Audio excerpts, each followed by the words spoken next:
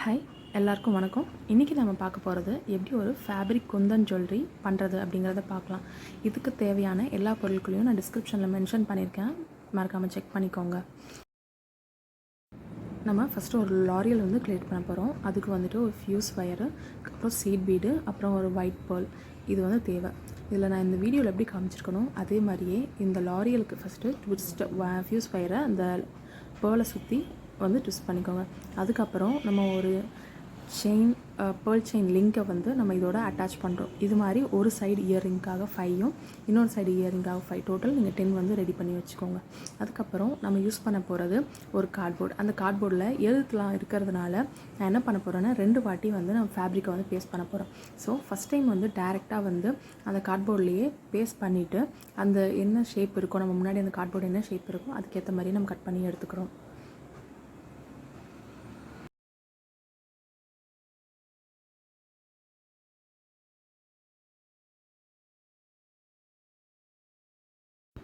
So நம்ம இப்போ கார்ட்போர்டை வந்து அந்த ஃபேப்ரிக்கை பேஸ்ட் பண்ணிவிட்டு நம்ம கட் பண்ணி எடுத்துகிட்டோம். உங்களுக்கு பார்த்தீங்கன்னா இப்போ இந்த எழுத்துலாம் இருக்கும்.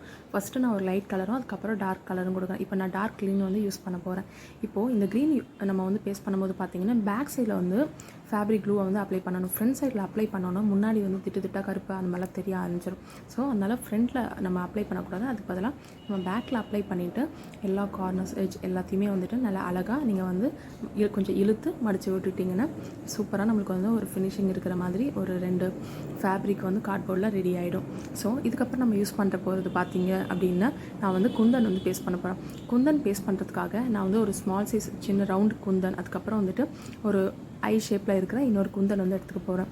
ஸோ நான் இந்த வீடியோவில் எப்படி காமிச்சிருக்கணும் அதே மாதிரியே நீங்கள் வந்து பேஸ்ட் பண்ணிக்கோங்க. நம்ம ரெண்டுமே சேமாக ஐடென்டிக்கலாக இருக்கணும். அதனால தான் நான் ரெண்டுத்தையுமே ஒரே டைம்லேயே வச்சு நான் உங்களுக்கு காமிக்கிறேன்.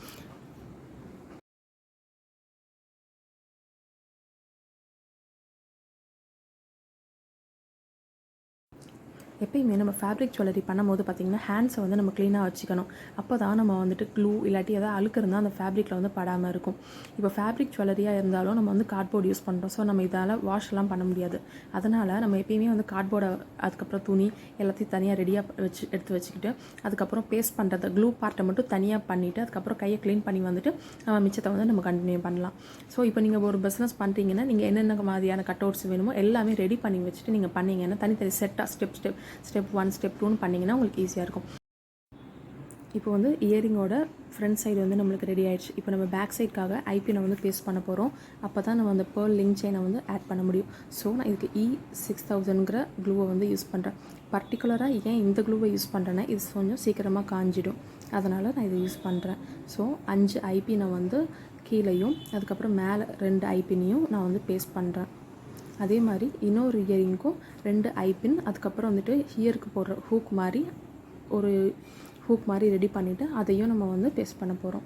ஸோ இதெல்லாம் நீங்கள் வந்து அட்ஜஸ்ட் பண்ணிவிட்டு கொஞ்சம் நேரம் ஒரு 5 to 10 minutes காய வச்சுக்கிட்டிங்கன்னா போதும். அடுத்தது நம்ம ஃபேப்ரிக் க்ளூவை அப்ளை பண்ணிவிட்டு நம்ம வந்து பேக் சைடையும் நம்ம கம்ப்ளீட் பண்ணிடலாம்.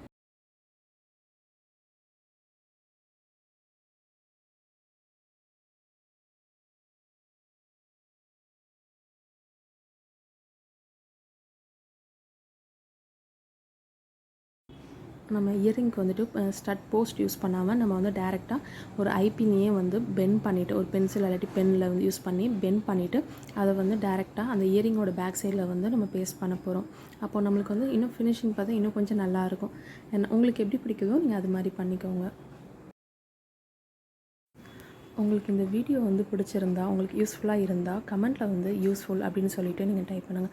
உங்களுக்கு இது மாதிரி நிறைய வீடியோஸ் வேணும் அப்படின்னு நீங்கள் நினச்சிங்கன்னா கமெண்ட் பாக்ஸில் வந்துட்டு நீடட் அப்படின்னு சொல்லிவிட்டு டைப் பண்ணுங்கள்.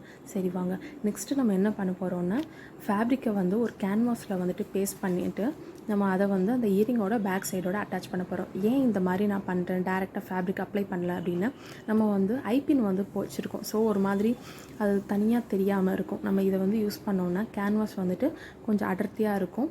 ஸோ சைடுலேயும் பார்த்தீங்கன்னா நம்மளுக்கு ஒயிட் கலரில் தெரியாமல் ஒரு நல்ல க்ரீன் ஃபினிஷ் நம்ம ஃப்ரண்ட்டில் எப்படி இருக்கும் அதே மாதிரி நல்ல ஒரு ஃபினிஷிங் இருக்கும். ஸோ அதனால தான் இந்த மாதிரி நான் பண்ணுறேன். ஸோ இந்த மாதிரி பண்ணும்போது நம்ம ஒரு இயரிங்கை வந்து சேல் பண்ணுறோம் அப்படின்னு சொன்னிங்கன்னா நம்மளோட இம்ப்ரெஷன்ஸ் வந்து நல்லாயிருக்கும். அவங்க வந்து ஓகே இவங்கக்கிட்ட ரொம்ப ஃபினிஷிங் நல்லாயிருக்கு வாங்கலாம் அப்படின்னு சொல்லுவாங்க. இந்த இயரிங்க்கு நம்ம எப்படி ப்ரைஸ் ஃபிக்ஸ் பண்ணுறது அப்படிங்கிறத பார்க்கலாம். இப்போது இந்த இயரிங்காக நம்ம குந்தன், அதுக்கப்புறம் வந்து பேர்ல் செயின், பேர்ல்ஸ், அப்புறம் வந்துட்டு ஃபேப்ரிக் இதெல்லாம் நம்ம யூஸ் பண்ணியிருக்கோம். அது மட்டும் இல்லாமல் நம்ம நிறைய டைம் இதில் வந்து ஸ்பெண்ட் பண்ணுறோம்.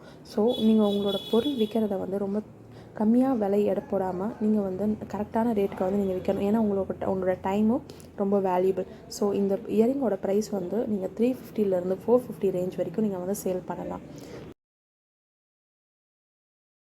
இப்போது இயரிங்கோட பாட்டத்தில் இருக்கிற ஐபின்னை எல்லாத்தையும் வந்துட்டு நம்ம பேர்ல் செயின் லிங்கை வந்து நம்ம வந்து அட்டாச் பண்ணுறோம். அது பண்ணதுக்கப்புறம் இயரிங்கோட டாப்பையும் பாட்டமையும் அட்டாச் பண்ணணும். ஸோ அந்த ஐபினை வந்து ரெண்டுத்துலேயுமே ஓப்பன் நல்லா பண்ணிவிட்டு ரெண்டுத்தையும் லாக் மாதிரி உள்ளே போட்டுட்டு அதுக்கப்புறம் நம்ம ப்ளையரை வச்சு டைட் பண்ணிட்டானா இப்போ வந்து பார்க்குறதுக்கு நமக்கு ஒரு அழகான இயரிங் வந்து கிடச்சிரும்.